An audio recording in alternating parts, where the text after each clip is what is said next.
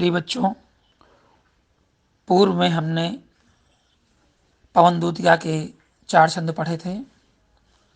आज हम लोग उसके आगे का पठन पाठन करेंगे।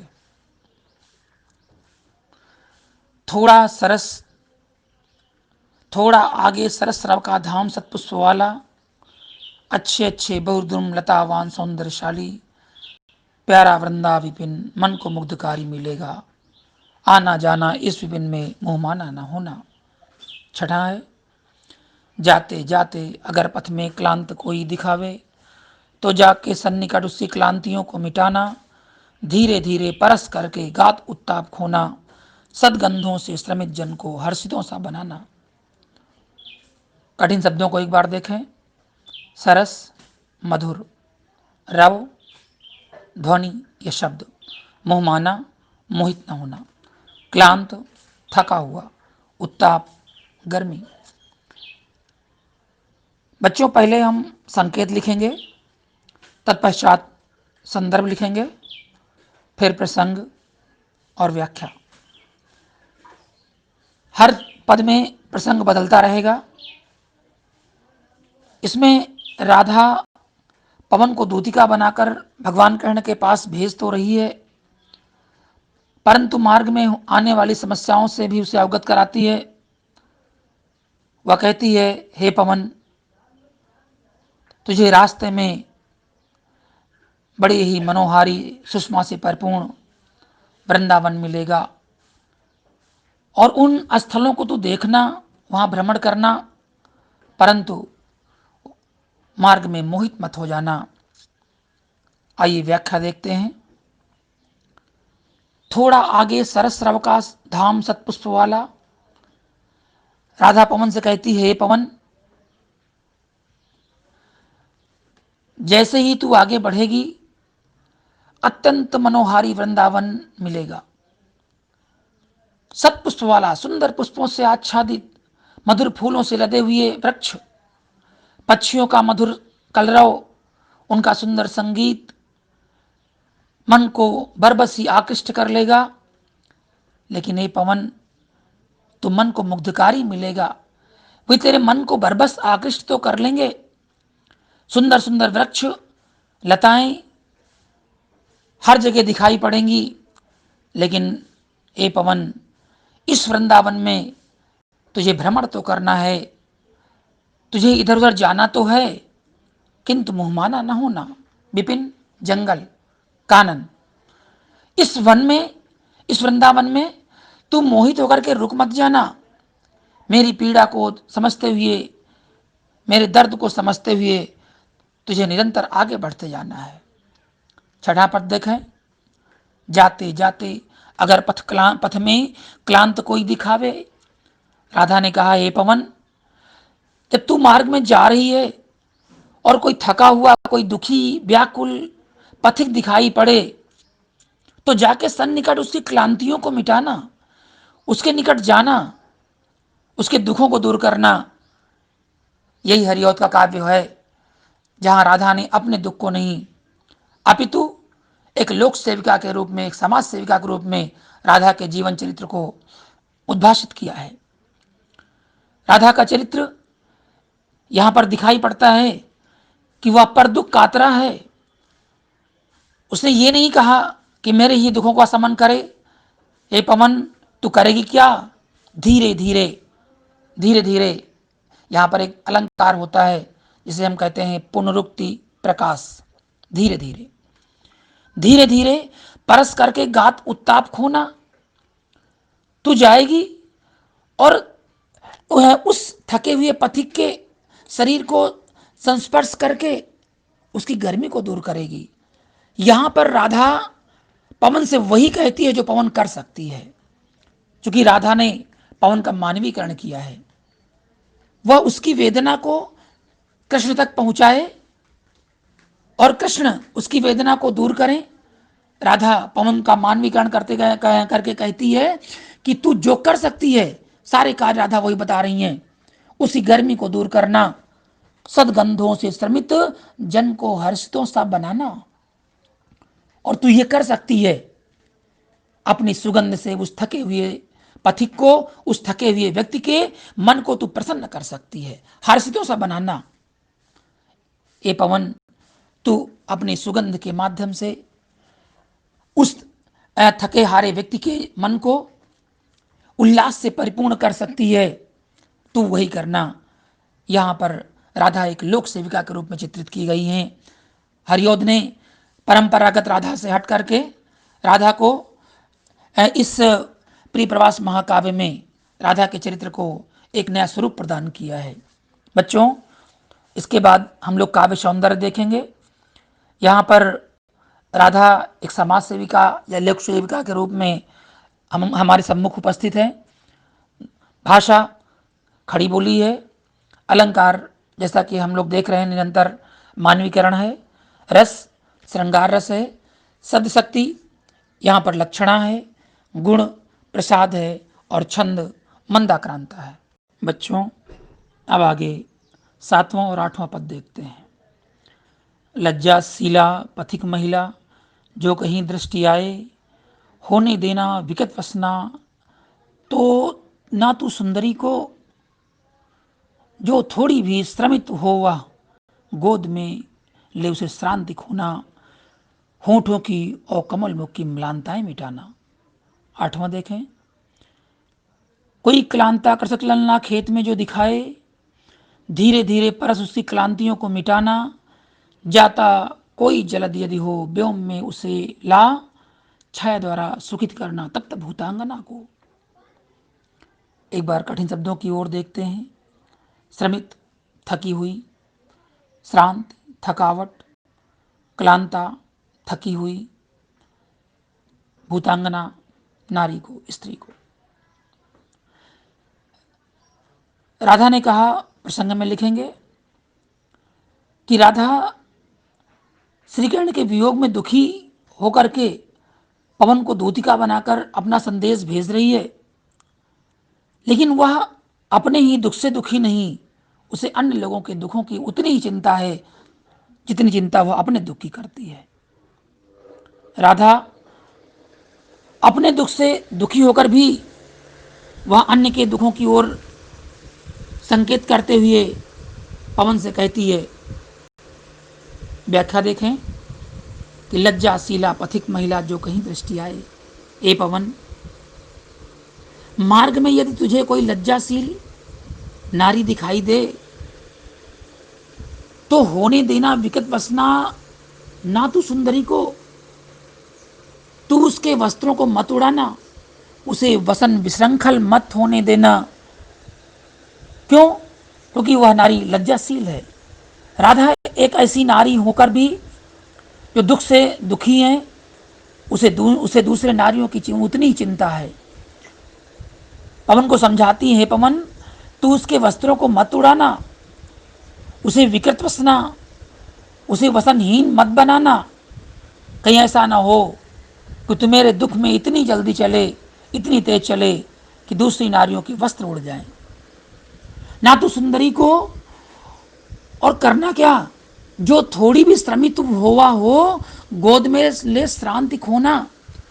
अगर वह नारी थकी हुई प्रतीत हो, तुझे आभास हो कि वह नारी थकी है, दुखी है, श्रमित हो, तो गोद में लेना, पवन तो रुक जाना। वहां सामान्य जनमानस में हम अपने ही दुख को सर्वोपरि समझते हैं, लेकिन राधा कहती है, पवन तू अपनी गोद में लेकर के उसकी थकावट को दूर कर देना, श्रांति खोना।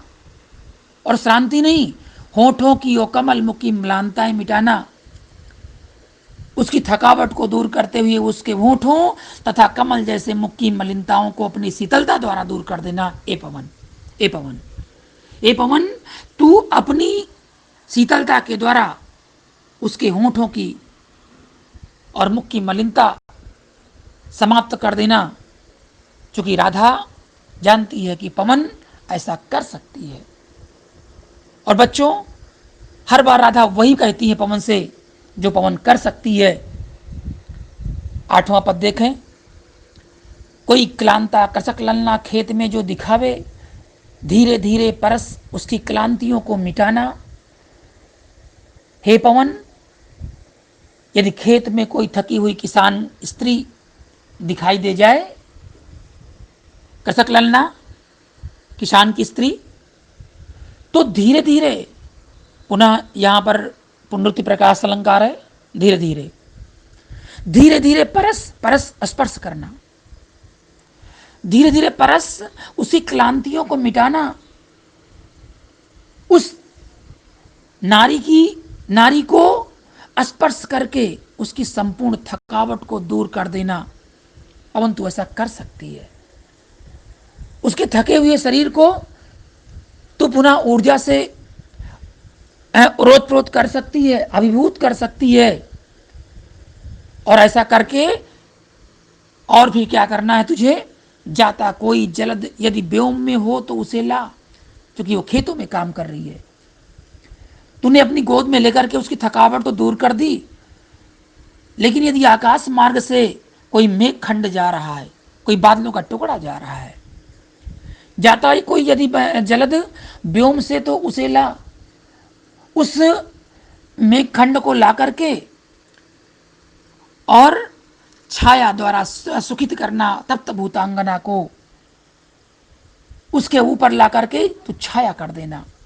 मेघों का वह टुकड़ा उस नारी पर छाया करेगा, और जब छाया कर देगा तो उससे उस नारी को शीतलता की अनुभूति होगी, शीतलता की प्राप्ति होगी। उस तप्त भूतांगना को एक सुखद अनुभूति होगी। ए पवन तू ऐसा कर सकती है। इन पदों में राधा अपने वियोग से दुखी तो हैं, परंतु वह अन्य समाज की नारियों के प्रति एक लोक सेविका के रूप में भी वो देखती हैं कि समाज में, खेतों में कृषक ललना तप्त भूतांगना के रूप में अगर दिखाई पड़ती है तो उसके दुखों का समन करना, ए पवन तेरा पहला कर्तव्य होगा। तू आगे बढ़ना, लेकिन पहले मार्ग में मिली हुई नारियों के दुखों का समन करना, ये हमारे और तुम्हारे लिए बहुत ही आवश्यक है। बच्चों, तत्पश्चात काव्य सौंदर्य हरिऔध जी ने एक और जहां राधा की विरह व्यथा का चित्रण किया है, तो वहीं उन्हें समाज की पीड़ा की आकुलता भी और व्याकुल बना रही है। उन्होंने राधा के रूप में स्वयं की पीड़ा को महसूस किया, लेकिन समाज की पीड़ा का भी एहसास उन्हें भरपूर रहा। भाषा खड़ी बोली है, अलंकार मानवीकरण के साथ साथ उपमा और पुनरुक्ति प्रकाश अलंकार भी हैं। रस यहाँ पर श्रृंगार का वियोग पक्ष प्रभावी है, शब्द शक्ति लक्षणा है, गुण प्रसाद हैं, और छंद मंदाक्रांता है। नवा छंद इस प्रकार से है। जाते जाते पहुँच मथुरा धाम में उत्सुका हो, न्यारी शोभा वर नगर की देखना मुग्ध होना। तू होवेगी चकित लग के मेरु से मंदिरों को, आभा वाले कलश दूसरे अर्क से हैं। राधा पवन को समझाती हैं कि ये पवन, क्योंकि प्रसंग हमें लिखना रहेगा और सभी बच्चे ध्यान देंगे, आज इसकी व्याख्या नहीं करेंगे।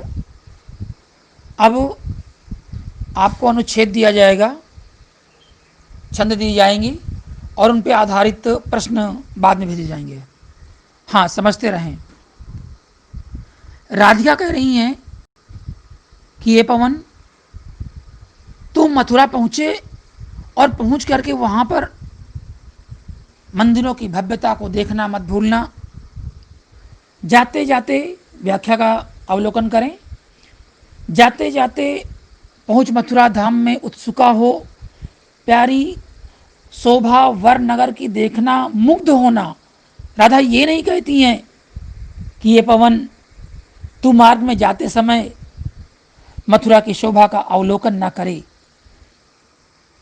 तू जाना और रास्ते में मथुरा नगरी की शोभा देखना मत भूलना। जब तू मथुरा नगरी पहुंच जाएगी तो वहां की भव्यता तुझे स्वतः ही देख देखने के लिए और भी उत्सुक बना देगी। प्यारी शोभा वर नगर की देखना, मुग्ध होना। बच्चों, वर श्रेष्ठ, वर दूल्हा। इंटरमीडिएट में एक शब्द के लिए कई शब्दों का अर्थ लिखना होता है, इसलिए पठन पाठन के मध्य में जो शब्द आते हैं उन्हें भी संकेत करते रहें। वर श्रेष्ठ, वर दूल्हा। प्यारी शोभा वर नगर की देखना, मुग्ध होना। उस सुंदर नगर की शोभा को देखना है और मुग्ध होना है। तू होवेगी चकित लक्के मेर से मंदिरों को। तू चकित हो जाएगी, तू चकित हो जाएगी। उस उत्सुकता को दबाना मत, बल्कि उस नगरी की सर्वोत्तम और मनोमुग्धकारी शोभा को देखकर उस पर मुग्ध होना मत भूलना। आभा वाले कलश दूसरे अर्क से हैं। इस पद में कई शब्द ऐसे आए हैं जिनके कई अर्थ हैं। कलश आप जानते हो, घड़ा। दूसरा अर्क, अर्क सूर्य, और अर्क एक पौधा भी होता है। होवेगी तू चकित लग के मेरु से मंदिरों को। मेरु सुमेर पर्वत जैसे, सुमेर पर्वत जैसे ऊंचे ऊंचे महलों को देख करके, जो चमकती हुई आभा से युक्त हैं, जिन पर सुंदर सुंदर कलश स्थापित हैं। और वो कलश कैसे लगते हैं? वो दूसरे अर्क से हैं। ऐसा लगता है कि मानो सूर्य अपना प्रकाश आलोकित कर रहा है। ए पवन, दूसरे सूर्य के समान चमकती हुई आभा वाले कलशों से युक्त सुमेर जैसे विशाल मंदिरों को देखकर देखना, और जब तेरे आश्चर्य का ठिकाना नहीं रहेगा, इसलिए वहां की शोभा को अवश्य देखना। अगला पद देखें। देखे पूजा समय मथुरा मंदिरों मध्य जाना, नाना वाद्यों मधुर स्वर की मुग्धता को बढ़ाना, किम्मा लेके रुचिर तरु के शब्दकारी फलों को धीरे धीरे मधुर रव से मुग्ध हो बजाना। ए पवन, जब तू वहां जाएगी ना, तो जाने के पश्चात तू मथुरा में थोड़ा सा ठहरना, और जब ठहर कर देखेगी तो वहां पर मंदिरों की भव्यता, क्योंकि हम सभी लोग जानते हैं कि मथुरा की पूजा वहां पर वाद्य यंत्रों के साथ होती है। इसलिए ये पवन, नाना वाद्यों मधुर रव की मुग्धता को बढ़ाना, तू ऐसा कर सकती है। ए पवन, तू मथुरा में ठहर करके वहां के मंदिरों में जाना और वाद्यों की मधुरता में अपनी सहभागिता करना, क्योंकि तू वहां के मंदिरों में विविध प्रकार के वृक्षों को देखेगी। विविध प्रकार के वृक्षों को, किम्वा लेके रुचिर तरु के शब्दकारी फलों को, ऐसे ऐसे वृक्ष जिनको देख करके तेरा मन स्वतः ही आकृष्ट हो जाएगा, और अपने जिन वृक्षों को चाहना उनका चयन करके धीरे धीरे बहते हुए मधुर ध्वनि के साथ उसमें अपने राग को भी सम्मिलित कर देना। धीरे धीरे मधुर रव से मुग्ध हो बजाना। ए पवन, तू ऐसा कर सकती है, क्योंकि हम लोग जानते हैं कि संगीत की मधुरता वायु की गति पर निर्भर करती है। मथुरा में आज भी संगीत में पूजा का विधान है, इसलिए राधा ने कहा, ए पवन, नाना प्रकार के वाद्य यंत्रों का प्रयोग किया जाता है, और वहां के मंदिरों की विशालता और भव्यता की ओर राधा ध्यान आकर्षित करते हुए पवन से कहती हैं कि ये पवन, तू संगीत के अनुकूल गति वाली होकर के और मधुरता के साथ वहां वृद्धि करना, जिससे वहां का संगीत और भी मनोहारी हो जाए।